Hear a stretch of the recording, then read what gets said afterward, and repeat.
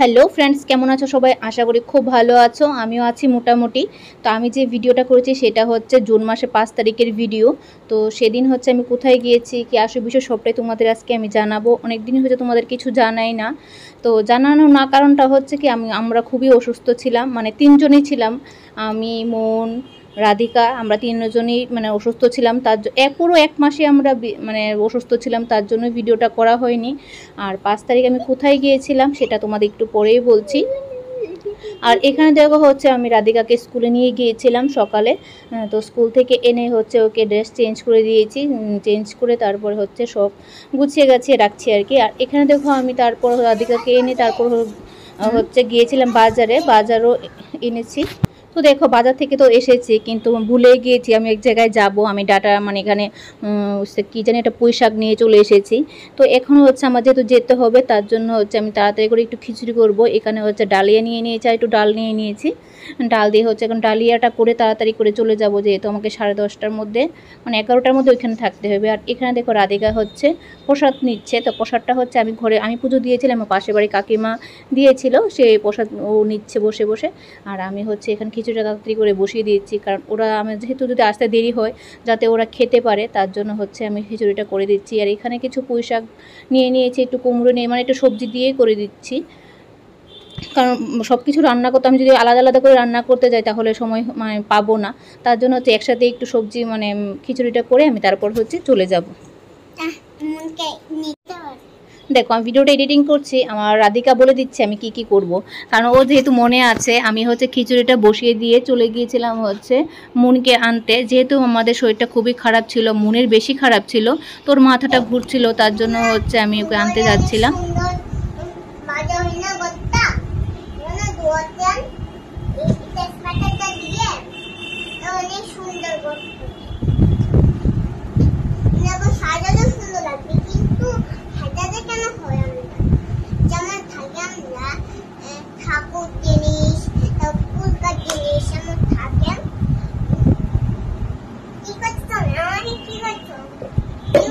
তুমি কি নিয়ে বসেছো? বাজার নিয়ে? হ্যাঁ, মুখে যেটা তো ধুতে দেবে, নোংরা হয়ে গেছে, একবার একদিনেই নোংরা হয়েছে। মা দিদিকে নিয়ে আসছে, ঠিক আছে?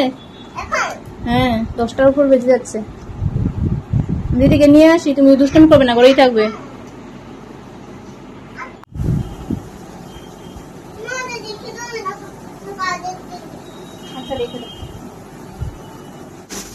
তো রাধিকা এখন খেলছে, 10টা বেজে গেছে ঘড়িতে, 10টা 5 বেজে গেছে। আর আমি হচ্ছে এখানে কুকারটা অফ করেই যাব, এসে আবার অন করবো, যেহেতু ও খালি করে থাকবে।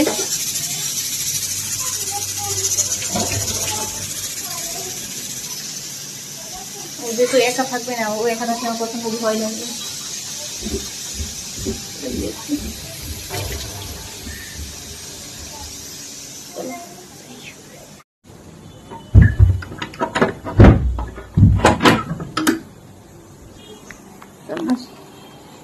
আসি মা, হ্যাঁ দুষ্টামি করবে না, আচ্ছা দরজা খোলাই থাকবে।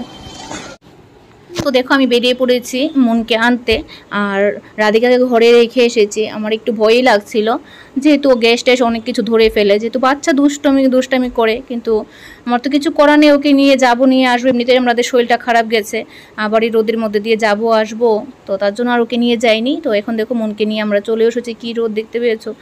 তো মনকে দেখলে বুঝতে পারবে ওর শরীরটা কতটা খারাপ হয়ে গেছে। মানে জ্বর ছিল, আমাদের তিনজনেরই জ্বর ছিল। আমার জ্বর ছিল না, আমার একটু মাথা ঘুরা, তারপরে শরীরটা দুর্বল, মানে এরকমই প্রবলেম ছিল আমার। আর ওদের ছিল হচ্ছে 2 বোনের ছিল জ্বর। তো মনের জ্বর ছিল প্রায় 14 দিন 15 দিনের মতো প্রায় জ্বর ছিল। মনের ছিল, মিষ্টি রাধিকার ছিল 7 দিন জ্বর। তো এই করে করে আমাদের মানে ঘুরিয়ে ফিরিয়ে 1 মাসই মানে আমরা ভুগেছি সবাই মিলে। তো এখন দেখো আমরা ঘরে চলে এসেছি, রাধিকা হচ্ছে এখনও এখানেই খেলছে বসে বসে। তো ঘর আজকে আমার এলোমেলোই থাকবে, আমার কিছু করার নেই। তোমরা অবশ্য ভাবতে পারো যে যেহেতু তুমি এক জায়গায় যাবে, সকালে উঠে রান্নাটা করে নিতে পারতে, কিন্তু আমি তোমাদের বললে বুঝতে পারবে। সকালে ঘুম থেকে উঠেছি 5টা থেকে কন্টিনিউ আমি দৌড়েই যাচ্ছি, তারপরও পাচ্ছি না। এই দেখো কি করেছে, তো দেখো আমার খিচুড়িটা হয়ে গেছে। খিচুড়ি বানানোটা তোমাদের দেখায়নি, যেহেতু আমার তাড়াহুড়ো করছে, যেতে হবে। এখানে 3 জনের জন্য খিচুড়ি নিয়ে নিয়েছি, আমিও একটু খেয়ে যাব, কারণ সকাল থেকে মানে কিচ্ছু মুখে দেয়নি, খুব খিদে পেয়ে গিয়েছিল, আবার যেতেও হবে। তো তার জন্য হচ্ছে খেয়ে নিচ্ছি। আর রাধিকাকে দিয়েছি, ঠিক আছে, রাধিকা একটু মানে অল্প একটু খেয়েছে, বাকি তোমাদের দেখাবো পরে, দেখবে, খায়নি। মনও খেয়েছে, আমিও খেয়েছি, বাবাকেও বলেছি, দেখবে পরে বাবা কি বলে, সেটা তোমরা নিজেরাই শুনতে পাবে। তো দেখো দুষ্টটা কী করছে, ওইদিকে ছিল, দেখছি ভিডিওটা করছি, এদিকে চলে এসেছে।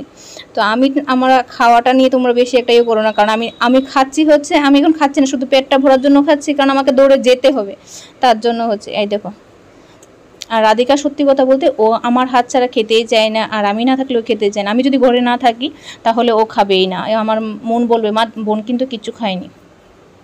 ওর হচ্ছে একটা অভ্যাস, আমার থাকতে হবে, তুমি আসলে খাবো, কোথাও ভিতরে যা তুমি আসলে তারপর খাবো। মন খেয়ে নেয়, কিন্তু রাধিকা খায় না। তো আমি তোমাদের বলেই দিই যে আমি কোথায় যাব। তো আমি যাব হচ্ছে কোর্টে। তো কোর্টে কি হয়েছে, কি আসল বিষয়, কোন কেসের জন্য যাচ্ছি, তো সেটা আমি তোমাদের একটু পরেই বলছি। তাড়াতাড়ি করো। রাধিকা খায়নি, রাধিকা দেখবে,